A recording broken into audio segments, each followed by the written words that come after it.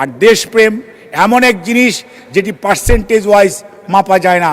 90%ও দেশপ্রেম হয় না এবং 110%ও হয় না। দেশপ্রেম মানে 100-তে 100ই পেতে হয়, যেই পরীক্ষায় শহীদ জিয়া উন্নীত।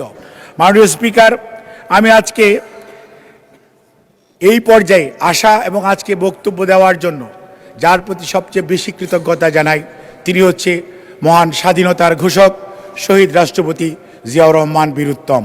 কারণ উনি এমন এক মানুষ, যে মানুষ যখন রাজনীতিবিদরা দেশ থেকে পালাচ্ছিল, কেউ কেউ আত্মসমর্পণ করছিল, সেই সময় এই হতাশাগ্রস্ত জাতিকে, দিকভ্রান্ত জাতিকে দিক নির্দেশনার জন্য যে মানুষটি মেজর থাকার পরেও ওনার উপরে অনেক কর্নেল ছিলেন, ব্রিগেডিয়ার ছিলেন, কিন্তু কেউ কোনো দায়িত্ব নেয় নাই।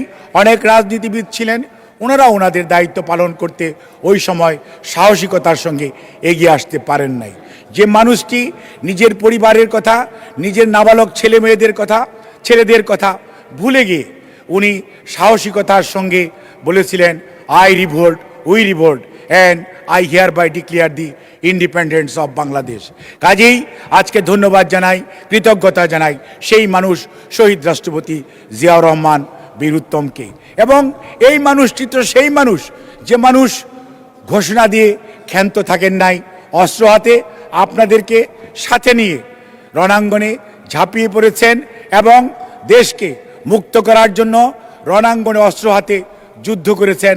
তার সাক্ষী মাননীয় স্পিকার আপনি নিজে।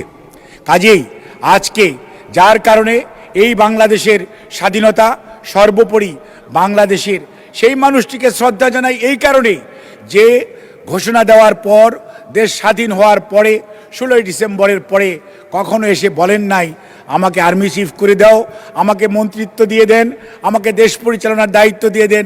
যে মানুষটি ওনার আইন এবং নীতির প্রতি ওনার যে ইউনিফর্ম, তার প্রতি যে শ্রদ্ধাবোধ, সেটি নিয়ে উনি কিন্তু ক্যান্টনমেন্টে ফেরত গিয়েছেন এবং জাতি সেটি, উনি সিনিয়র হওয়ার পরেও যদিও ওনার প্রতি অবিচার করা হয়েছে, তারপরেও কিন্তু উনি কোনো প্রতিবাদ করেন নাই।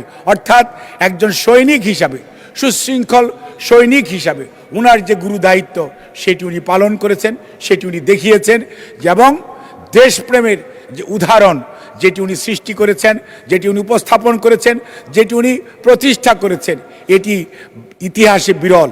আর দেশপ্রেম এমন এক জিনিস যেটি পার্সেন্টেজ ওয়াইজ মাপা যায় না। 90%ও দেশপ্রেম হয় না এবং 110%ও হয় না। দেশপ্রেম মানে 100-তে 100ই পেতে হয়, যেই পরীক্ষায় শহীদ জিয়া উন্নীত।